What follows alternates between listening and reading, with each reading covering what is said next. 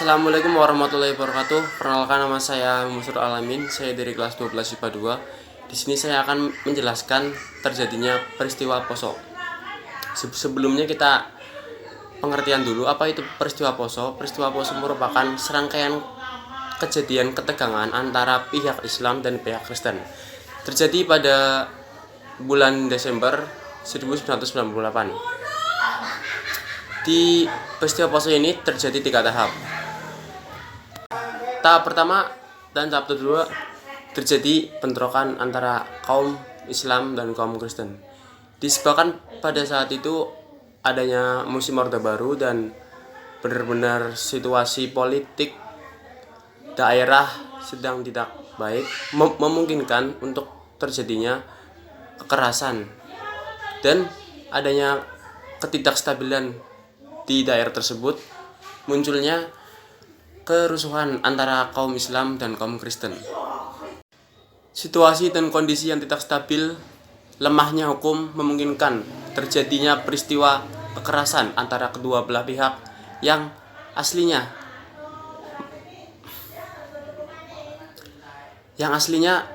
sangat sepele karena faktor ketidakpahaman atau kesalahpahaman menjadikan kedua belah pihak antara kaum Islam dan kaum Kristen itu berseteru dan menyebabkan kekerasan, bahkan bentrokan di antara kedua belah pihak.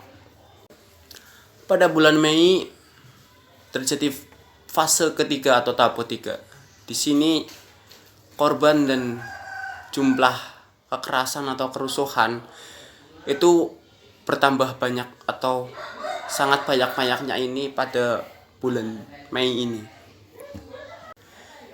Di fase ketiga ini merupakan ajang balas dendam kaum Kristen terhadap kaum Muslim, karena pada dua fase sebelumnya, fase pertama dan fase kedua, itu didominasi oleh serangan kaum Muslim, dan pada fase ketiga ini giliran kaum Kristen yang membalaskan dendam terhadap kaum Muslim, karena sudah dua fase diserang oleh kelompok Muslim, mungkin kelompok Kristen tidak terima, dan akhirnya pada fase ketiga ini pihak dari Kristen pun memberikan serangan balas dendam kepada pihak Muslim, dan berlangsung pada Juli 2000.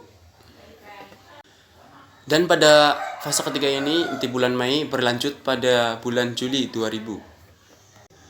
Fase ketiga ini sangat-sangatlah rusuh, katakanlah memuncak pada peristiwa pembantaian di pesantren.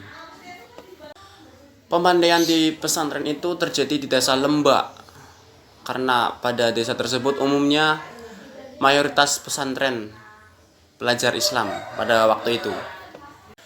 Dalam fase ketiga ini, khususnya dari pihak Muslim, terdapat banyak korban, ratusan korban dari pihak Muslim.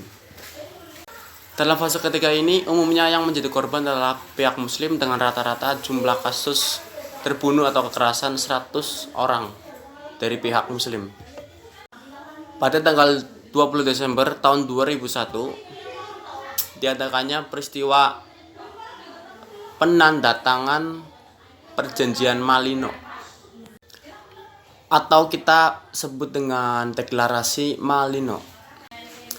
Deklarasi Malino ini ditandatangani oleh kedua belah pihak Islam dan pihak Kristen di Malino, Sulawesi Selatan,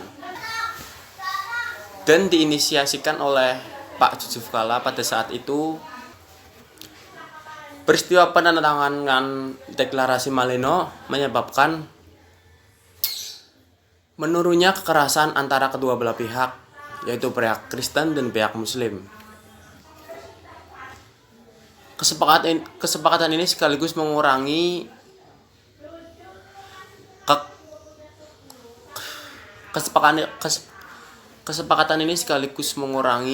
jumlah kekerasan secara frontal antara kaum Muslim dan kaum Kristen.